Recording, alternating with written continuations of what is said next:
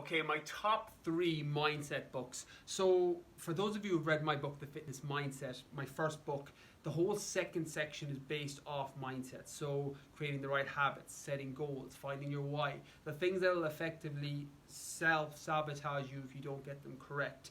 So one of the questions that comes off the back of people who've read my book is, what other mindset books do you recommend? So I have a couple that are particularly liked that I'm going to recommend in this video that are worth checking out.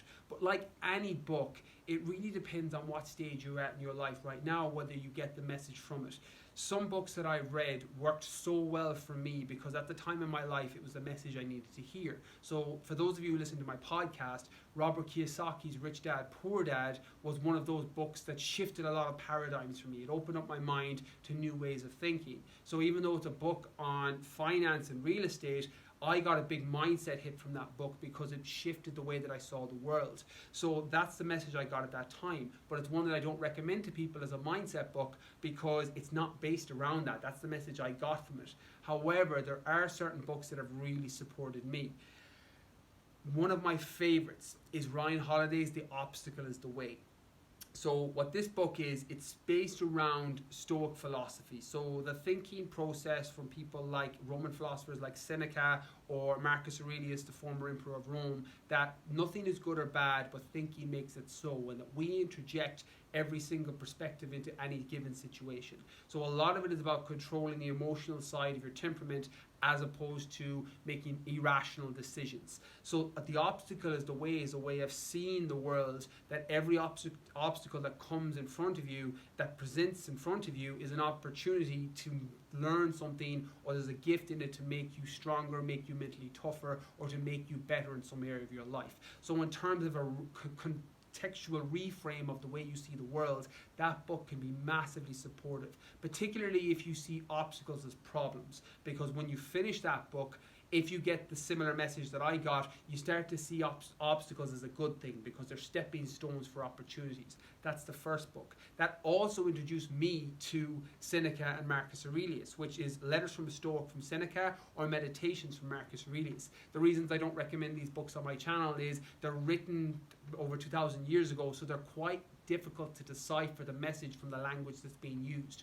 The Obstacle is the Way it gives you those messages, but in modern day speak. So it's a really good book for mindset.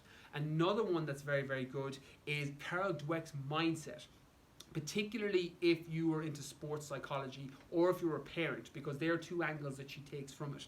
And it's about contextually reframing any situation that happens as a positive and using failure, using feedback loops and breaking negative feedback loops so that you're able to identify where their problems are in your life and go back and fix those problems. So for example, if you're in a bad relationship, or the parent example is what she gives, but I normally use the context of a relationship. If you're in a bad relationship because you're always going for a person with these similar personality traits, and then it doesn't work out, you break up, and then you meet somebody else with the same traits, and the cycle repeats, and then it has this negative feedback loop. What Carol Dweck's book does is it allows you to identify those negative feedback loops so that you can stop the problem at the cause. So it works very well for sports psychology if you choke. So if you're getting nervous before games and you know it negatively affects your performance, you can see where that feedback loop is and try and hack it so that you're able to improve your sports psychology so you can improve your performance. The same thing with parenting, so that you're not constantly fighting with your teenagers. The last book then, assuming that you've checked out those, there's other honorable mentions like Poor Charlie's Almanac, which is a book on finance, but again has very, very good messages in terms of improving the way that you see the world and not fooling yourself into thinking that the problem is outside, that it all comes back on you. The third one that I'd recommend is Jack Canfield's The 20 Success Principles. And this is a book that I read several years ago that allows you to see how success leaves clues in other people. So Napoleon Hill's Think and Grow Rich was probably the foundation book in this, but again, with the English that's been used in it, it's quite difficult to decipher at times, where Jack Canfield's book, The 20 Success Principles, similar to Tony Robbins' Awaken the Giant Within, I tend to lean towards Jack Canfield's because there's also an audiobook version available, It tells you how to be successful and the characteristics and personality traits that you need to adopt in order to be more successful in your life. And whatever channel you put that into is down to you. So if it's into sport or into personal relationships or into finance or into business, you can literally take the message that's there and apply it to your own life. It gives 20 success principles that you need to adopt in order to be a better version of you, a stronger version of you. Things like taking responsibility, seeing and learning from other people, how to model the people that you look up to, and all these other success principles that you can apply that make you a stronger version of yourself. So they're probably the 3 books I'd recommend off the back of not knowing the ones that you've read previously. As I said, it's very difficult to recommend a mindset book to anybody because the message you get will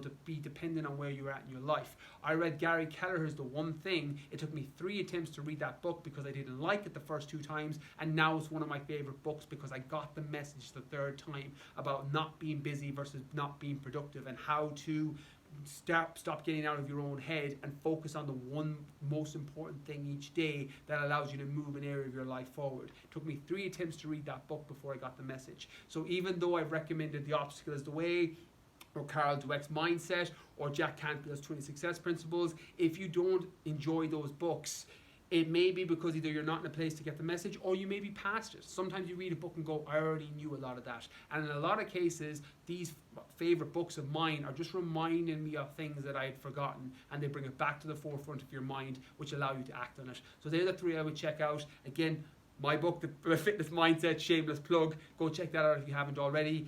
Meditations by Marcus Aurelius. Letters from a Stoic by Seneca if you enjoy Ryan Holiday's book. Awaken the Giant Within by Tony Robbins. And Poor Charlie's Almanac by Charlie Munger. All honourable mentions on that one as well. So hopefully that helps. Go check it out. Hit me up on DM on Instagram, Brian Keane Fitness. If you've checked out any of those books and you've enjoyed it, let me know. Thanks for watching.